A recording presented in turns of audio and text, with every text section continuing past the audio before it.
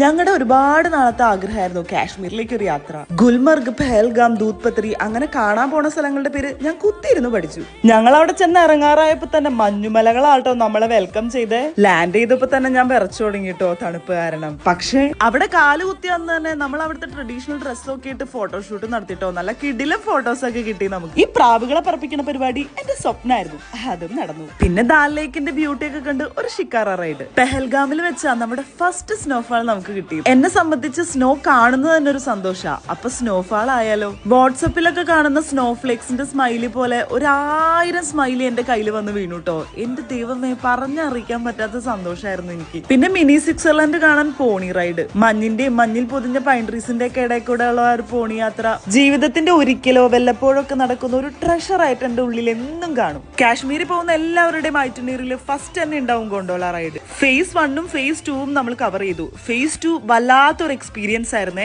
ആകാശമൊക്കെ നമുക്ക് തൊട്ട് താഴെയായിട്ട് എനിക്ക് ഫീൽ ചെയ്തു. ഏഷ്യയിലെ തന്നെ ഹൈയസ്റ്റ് ഗൊണ്ടോലയാണ് ഇവിടെ ഉള്ളത്. ഈ ഗൊണ്ടോല എന്ന് പറഞ്ഞാൽ കേബിൾ കാർ ആണേ. പിന്നെ ശാലിഗംഗ ലേക്ക് കാണാൻ വേണ്ടി ഞങ്ങൾ ദൂത്പത്രിയിലേക്ക് പോയേ. ദൂത്പത്രി എന്ന് പറഞ്ഞാൽ വാലി ഓഫ് മിൽക്ക് എന്ന അർത്ഥം. കാണാനും അങ്ങനെയൊക്കെ തന്നെയായിരുന്നു കേട്ടോ. പിന്നെ ഇവിടെ നടന്നത് ബോളിവുഡ് ഫോട്ടോഷൂട്ട് ആയിരുന്നു. പട്ടിനെ പോലും വെറുതെ വിട്ടില്ല ഞാൻ. ലാസ്റ്റ് ഡേ അവിടുത്തെ ഫേമസ് ആയ മൂൺലൈറ്റിൽ നിന്ന് വാൾനട്ട് ഫഡ്ജും കഴിച്ച് നമ്മൾ ആ ട്രിപ്പ് അവസാനിപ്പിച്ചു കേട്ടോ.